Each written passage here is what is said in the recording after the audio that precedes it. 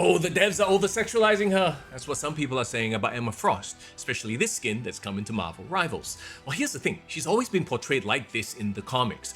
The question is why, I guess. Well, maybe her history will shed some light on that question. Let's dive in. Who is Emma Frost? Emma Grace Frost was born into a wealthy and powerful family. Her dad, Winston, was ruthless and uncaring in business and with his kids. 3 daughters, 1 son.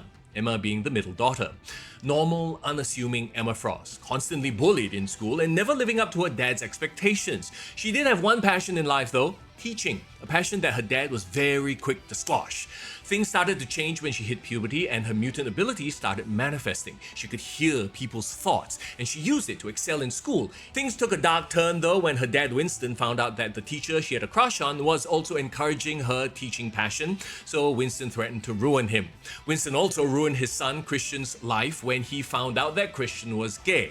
Yeah, Emma's dad was a real asshole.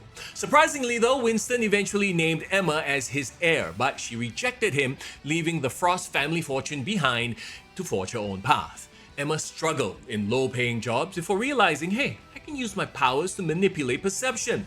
She moved to New York, dyed her hair blonde, and underwent cosmetic surgery. She ended up as a stripper for the Hellfire Club. Now, the Hellfire Club is a club for social elites, but their inner circle is actually looking to influence world events through money and power. Their parties also have a very interesting dress code. The men dress in 18th century outfits while the women in lingerie. Basically. Yeah, rich people things, I guess.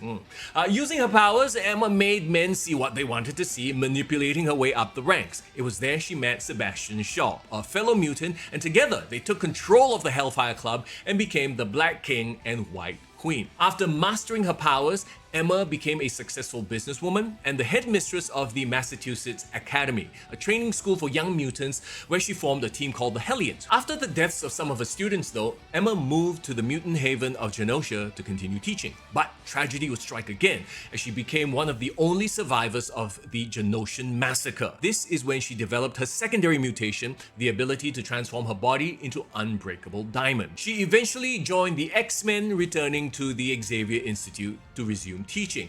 Now, during this time, she also had a psychic affair with Cyclops. Of course, the ensuing drama alienated her from certain members of the X-Men. But through all that, she's risen to become one of the great leaders and teachers of mutant kind. There's no doubt that for those who know her well, they know that beneath that cold diamond exterior lies a caring teacher and a brave warrior, masking her trauma with externalities like the overt sexuality, plastic surgery, the fashion, and the general sass. She is what the world turned her into, and she wears it proudly.